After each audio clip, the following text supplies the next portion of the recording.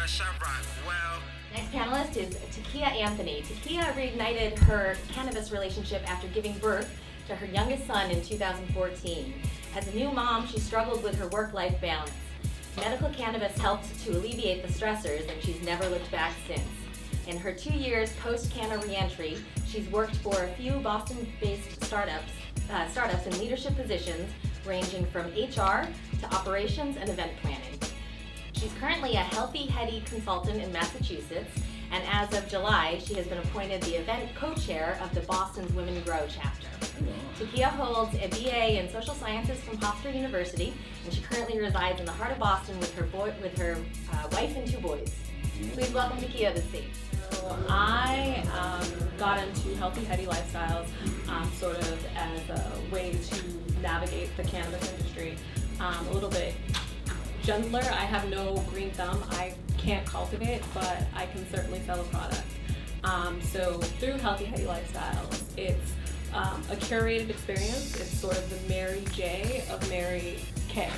And so we come to your home and we provide you with all of the vaporizers that we have in our selection, and we demonstrate it for you. Typically, when you go into a dispensary or if you go into a smoke shop and you have no idea what you're doing, it can be overwhelming. You have customers in and out asking a bunch of questions. You might not feel confident in using a vaporizer. You might not know anyone who knows how to use a vaporizer, and so you would have someone in your house like myself come, demonstrate it for you, tell you a little bit about cannabis, give you a little bit of cannabis history, and then show you how to use it. And this goes for dry flowers, this goes for concentrates and waxes. It's something that I honestly value because I know that a lot of people don't feel comfortable just yet or confident in how to use something that is high-tech equipment, essentially. If you're going to be buying an ounce of cannabis, you want a really, really good style of consuming it. And with a PAX, with a Da Vinci, you can get that. Yeah, you also have parents and a wife and children. Yeah. And how did that influence your decision to enter into the cannabis industry? It was a little bit easier. My father, when he was younger, he was a Rastafarian. So, enough said. My mom, on the other hand, she's like, "Are you a drug dealer?" I was like, "No, I'm a pharmacist of some types." No, but just reiterating to them that this is a legal way of earning money. That this is a business, similar to how you pop an Advil for a migraine. Some people choose, Gorilla Glue for their migraine. To me, it's no different. So when you can make the comparison to sort of level it out and explain to people, cannabis is no different from any other medication. It's far better. They can sort of understand in layman's terms, like, oh, I can see how this can work for me. With my sons, interestingly enough, we don't hide it. Like I don't see a reason to hide it. I don't medicate in front of them, but similar to my son when he has to take a Flovin or a Buterol for his asthma medication, I'm taking my medication. He asked me, what is it? It's medication. Simple as that. I don't need to go into details further than that.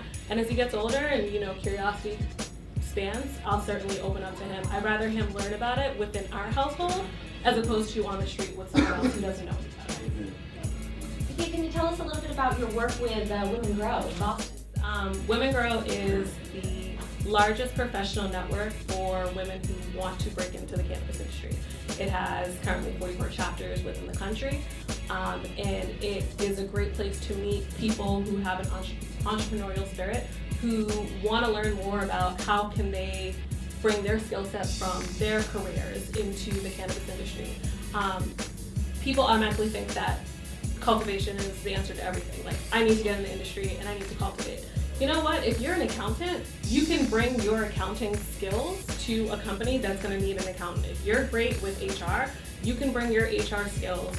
It's an easy way to sort of navigate into the industry. You can apply what you already know.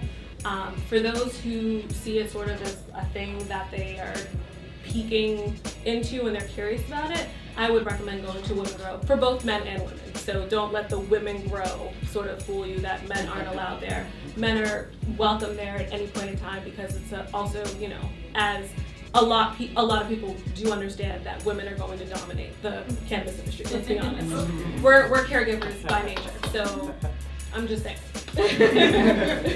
we get it. And so I would recommend for all of you New York natives, if you're not from New York or nearby within the East Coast, to visit your local Women Grow chapter and just take a peek and see what they have going on.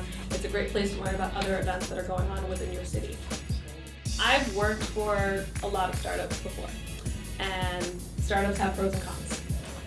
They're a little janky and not the most reliable, but they have spirit. And what continues to be a bit of a challenge within the cannabis industry is that a lot of companies, because banking is not something that they are able to access, navigating that with employees or navigating that with, you want to be able to get forms of payment, and it's a cash business only.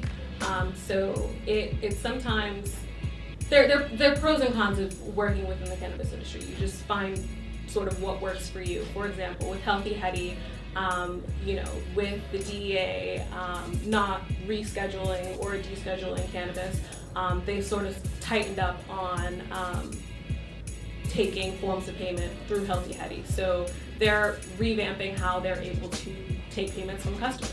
This isn't something you have to worry about if you have a corner store. This isn't something you have to worry about if you have a construction company.